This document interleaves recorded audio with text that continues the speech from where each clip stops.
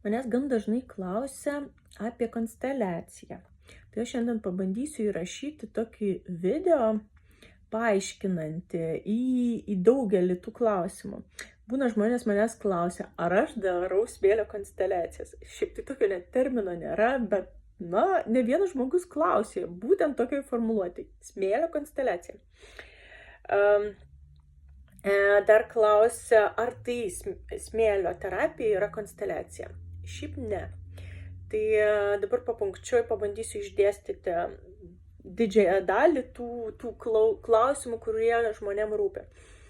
Tai kuogi jos panašios - konsteliacija ir smėlio terapija? Panašios tuo, kad čia tikrai yra labai daug jausmų.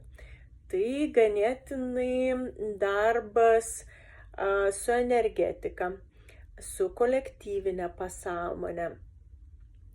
Iš ten iš tikrųjų ir vienas ir kitas metodas ima nemažai informacijos. Dar kas panašaus, iš tikrųjų, jeigu konsteliatorius daro figūrėlėmis konsteliaciją, aš daro, tarkim, pats, tai iš vis atrodo panašiai, tik dažniausiai pats konsteliatorius dėlioja tas figūrėlės. Šiuo atveju smėlio terapijai dėlioja žmogus pats, renkasi pats ir dėlioja ant smėlio pats. Ne? Tik tai sakau, jausmų ir vienu ir kitu atveju tikrai kyla daug. Ir terapeutui arba konsteliatoriui ir klientui. Abiejose pusėse tas vyksta. Ne? Tik tai, kas dar? Pokytis, aišku, irgi būna ir vienu atveju, ir kitu atveju tikrai nemažas.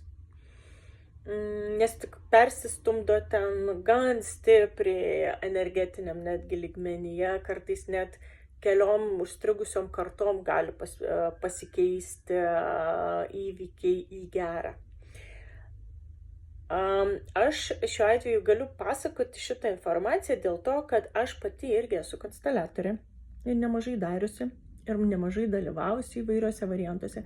Aš pati mokiausi Hellingerio konsteliacijos. Man šitas metodas labai priimtinas, labai artimas, tada aš naudoju Hellingerio, kur labai mažai žodžių, bet yra labai svarbios frazės tam tikros. Tai va, skirtumas koksai, ne? Tai skirtumas toks, kad šiuo atveju, kai vyksta smėlio terapija, žmogus dėlioja pats figūrėlės ant smėlio ir šiuo atveju smėlis yra ta terpė, kuri surenka didžiąją dalį tų negatyvių jausmų. Konsteliatoriai tuos negatyvius jausmus, tai jie sako nepriimtų jausmų laukas. Tai šiuo atveju, kaip sakau, surenka smėlis ir terapeutas. O konsteliacijoje to proceso metu tai surenka ir per save perleidžia konsteliatorius arba tie, kurie žmonės stovi pozicijose, jeigu tai daroma su žmonėmis. Tai jie turi per save praleisti su didžiuliu priėmimu, su didžiulė meile, perleisti per savo kūną ir tarytum nustumti į žemę. Tai šiuo atveju smėlis irgi yra ta surinkimo terpė, o konsteliacijoje konsteliatorius.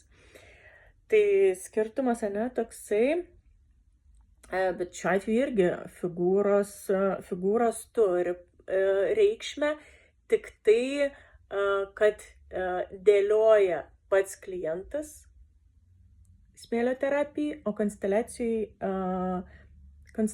jeigu žmonėmis, tai aišku, klientas pats sustato, bet paskui vis tiek daugiau konsteliatorius iš tikrųjų ten kaip ir tvarką šiek tiek prižiūri. O smėlio terapijai terapeutas visai nekiša rankų ir visai nieko nejudina, nei siūlo, nei stumdo, ničnieko.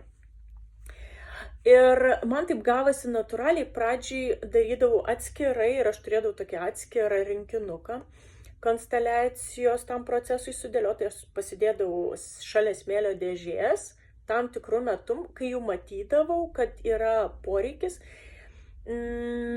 tarkim, kai kažkas tęsiasi ne viena karta, kai tu matai besikartojantį kažkokį motyvą, scenarijų, tai konsteliacija yra aukso vertės.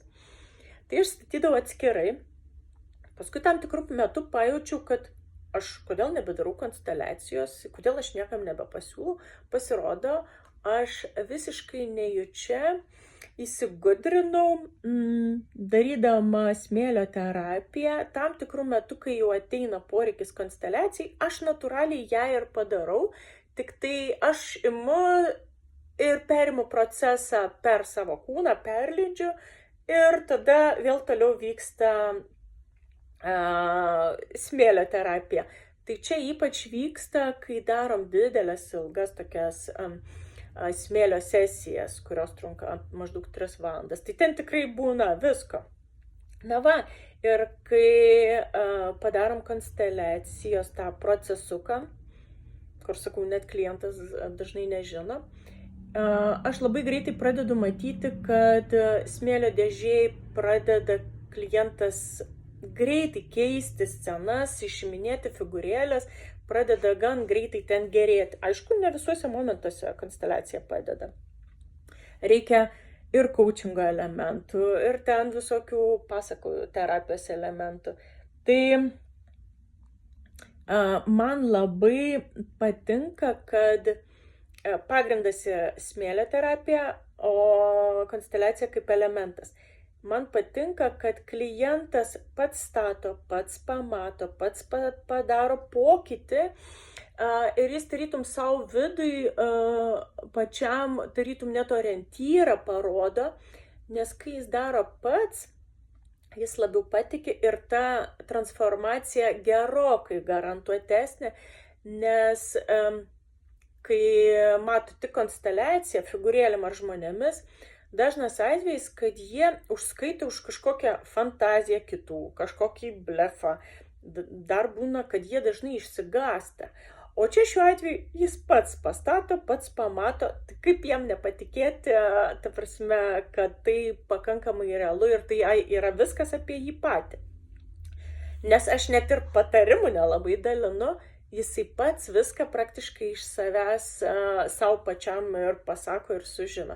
Tik aš padedu klausimais, padedu tam tikrais pasiūlymais, tam tikrais metodais. Tai toks būtų mano toks paaiškinimas apie skirtumus ir panašumus smėlio terapijos su konsteliacija.